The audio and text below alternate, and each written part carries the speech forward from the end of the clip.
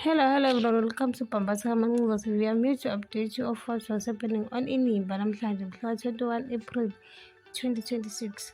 Sikhumbule izolo ukuthi u-Onga ubezo-introduce uPortia ku-staff kanye nakuLazarus.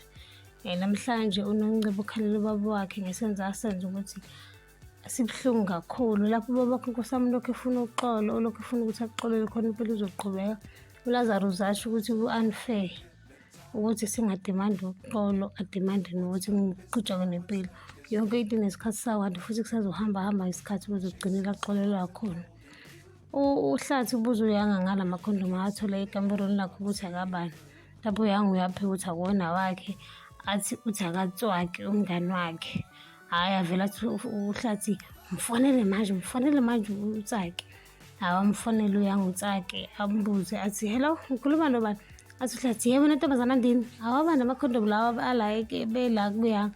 Athi hayi baba kaYanga bengenzela ukuthi bakwazi ukuzivikela noSomile, yena wathi uyahlola akakalali nomuntu wesilisa. Hawu uHlathi wathi indaba ungenza isilimo, wathatha ibhande washaya uYanga popo. Wahayiza uYanga kusama ambamba uthumeka uHlathi ngoba esebona eseshaya ingane kakhulu, ambamba uthumeka uHlathi washushuzela uYanga wahamba wayovala ekamereni lakhe. uHlathi yaqhubeka babanga indaba ukuthi uHlathi ushaye uYanga kabuhlungu ngebhande. Lapho uHlathi ucikile wathi mawukuthi kanjani unenkinga nayo yonke into eyenzekala endlini, biza igqirha lakho nami ngibize lami eshiloyo sizihlangane namhlanje kuphele ngalo mshado. Athi ngikhathele yilo mshado loyo. uHlathi noThumeka sebeyilungisile izinto ngoba lapho bezama ukuthi bakhulise ingane yabo kahle ngoba bayibona ukuthi siyaphuma endleleni. Bahlala phansi benzela ukuthi bakwazi ukuthi bambuyise endleleni uYanga. Bathena nje besahleli. uThumeka wathatha ifoni wafonela uYanga wathi kumele ngabe sebuyile ekhaya. Base besahleli ngoba belungiselela ukuthi bakhulume naye kwakhala inokho emnyango.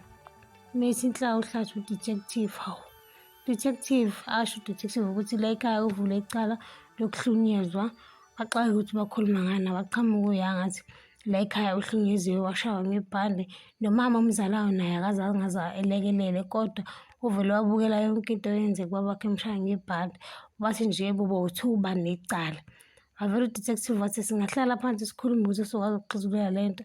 Awavuma uHlathi noThumeka ukuthi bahlale phansi.